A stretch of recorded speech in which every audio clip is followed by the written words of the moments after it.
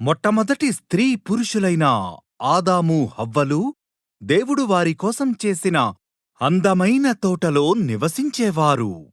కాని సాతాను జిత్తులమారి పాములా వచ్చి ఆదాము హవ్వలను శోధించాడు.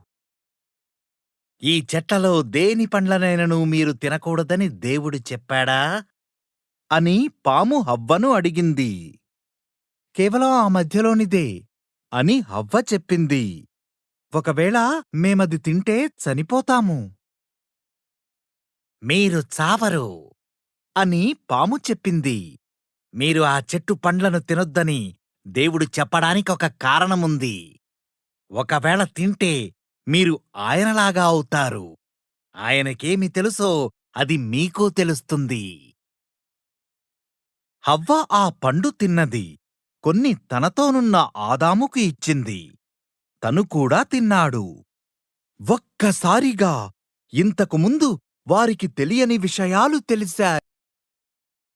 తాము బట్టలు లేకుండా నగ్నంగా ఉన్నారన్న విషయం వారికి అర్థమైంది. తమను కప్పుకోవడానికి ఆకులను కుట్టుకున్నారు.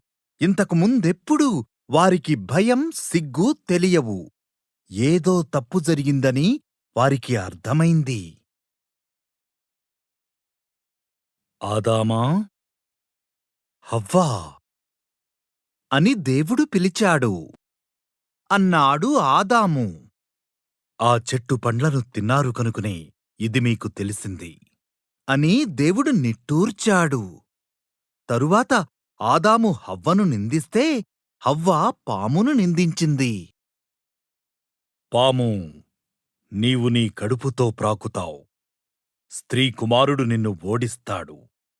హవ్వా, నీకు గర్భవేదన ఎక్కువవుతుంది. ఆదామా, ఆహారం పండించడం నీకు కష్టమవుతుంది అన్నాడు దేవుడు. ఆదాము హవ్వలకు దేవుడు చర్మపు బట్టలు తయారుచేసి ఇచ్చాడు. వారిని ఆ తోట నుండి బయటకు పంపాడు. వారు తిరిగి తోటలోకి వెళ్లకుండా ఆయన ఒక దేవదూతను మండుచున్న ఖడ్గంతో నిలబెట్టాడు.